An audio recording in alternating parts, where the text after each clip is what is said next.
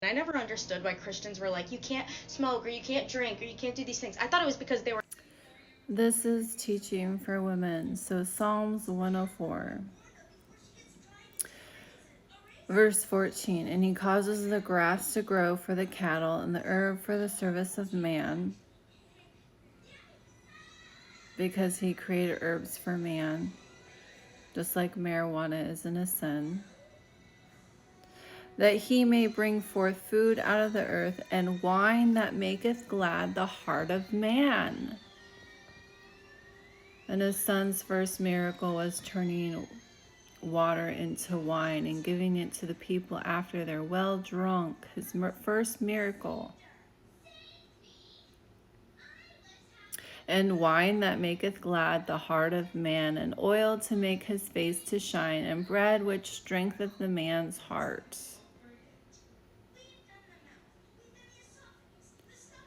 Because smoking and drinking are not sins, that is self-righteousness. Romans 10. His people have a zeal for God, but not according to knowledge. They're ignorant of Jehovah's righteousness, which is the 10 Commandments, Psalms 119, verse 172. And all of his commandments are righteousness, and have gone to establish their own righteousness, not submitting themselves unto the righteousness of God. Because what defiles a man is corrupt communication, lying about the word of God. Ephesians 4.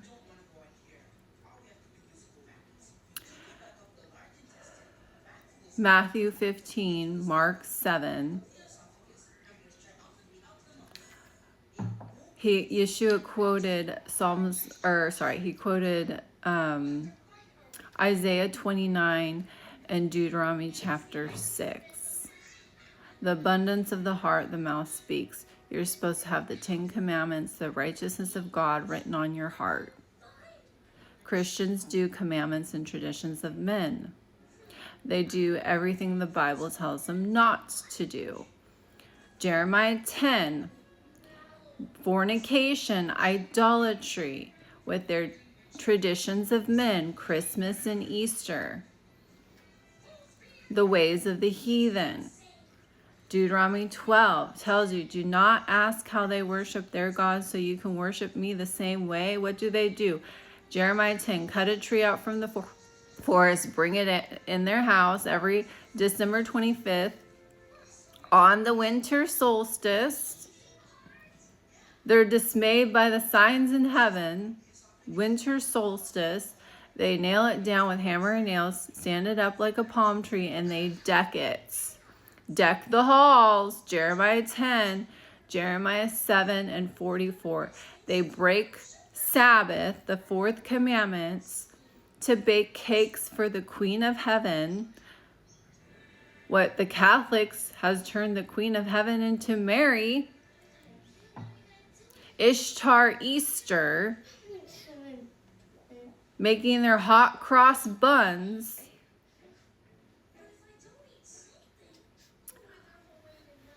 Hosea 2:2, plead with your mother, plead with your mother. She's not my wife. She has adulteries, whoredoms between her breasts, your cross. That's a Tammuz cross. Ezekiel 8, weeping for Tammuz, whose birthday is December 25th, where they would cut a tree, bring it in, nail it down, deck it with silver and gold. Representing Nimrod's penis, because Tammuz was the reincarnation of Nimrod, the sun god. They worship in Ezekiel 8 towards the east. Okay, Mom. Yeshua rebuked the Pharisees for breaking Jehovah's commandments by their traditions of men. This is Matthew 15, Mark 7, for flattering Jehovah with their mouth, but their heart was far from him, doing a lot of lip service. Because we're to keep the 10 Commandments. This is what the testimony of the Son was. In Deuteronomy 18, 15 through 19, that Jehovah would raise Yeshua up from amongst them of thy brethren, and he would give everything desired at Horeb in the day of the assembly. Deuteronomy 5, the 10 Commandments. Jehovah would put his words in his Son's mouth and give us commands. Matthew 22, 36 through 40. Love God, love neighbor. You can find his commandments in Deuteronomy chapter 6. He quoted verse 5, and it means to keep the 10 Commandments, keep them in your heart, raise your children up in the Lord to keep the 10 Commandments. And verse 25, if you do the commandments, it will be your righteousness, the righteousness of God. You'll have a long life. This is what Paul tells you in Ephesians 6, 1 through 4. And if you raise your children up in the Lord, they won't suffer the wrath of God. You won't provoke them to wrath. His second commandment is Leviticus 19, 11 through 18, is to do righteous judgment. Judge only by the 10 Commandments, the righteousness of God. Rebuke your neighbor so they don't suffer sin upon them. Love thy neighbor as thyself. That is how you love your neighbor. James tells you this is the royal law in James 2, verse 8 and 9. And if your respect to persons, meaning you don't rebuke your neighbor, you commit sin. And this is why the law hangs on Yeshua's commandments in Matthew 22. All the law hangs on his commandments. And sin is the transgression of the law. There's 2 covenants of promise in Ephesians 2. You are to be workmanship unto good works that were before ordained that you should walk in. You're to keep the covenants of promise. There's 2. So you're not an alien without hope and without God. Because if you take hold of the covenants of promise, you can be grafted into Israel and become his people. The first covenants of promise was with Noah. And it wasn't that he was just not going to flood the earth again.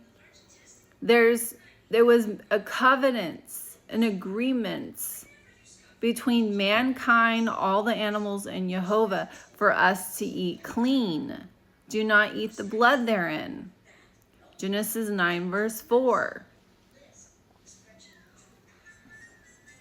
Do not murder. So the rainbow's still in the sky today, and that covenant is forever. Perpetual generations. That means forever. And you can read Isaiah 65 and 66. Those that eat swine's flesh, what's abomination to you, doing idolatry, who are holier than thou. Christians who say don't cuss, you can't cuss, smoke, or drink, but you can break all the commandments by your traditions of men. Ignorance of Jehovah's righteousness, gone to establish their own righteousness, won't submit themselves unto the righteousness of God, Romans 10. There's smoke in Jehovah's nose that burns all day, and they're going to, when the Lord returns with his whirlwind, the 144,000 to play with all flesh, those that are standing behind one tree, their Jeremiah 10 Christmas tree, eating swine's flesh and broth of abominable things, will be consumed with fire. And that's a promise.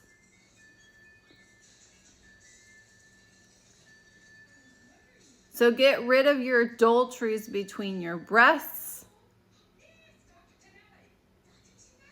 Go read Isaiah 44, Revelations 13, the image made onto the beast.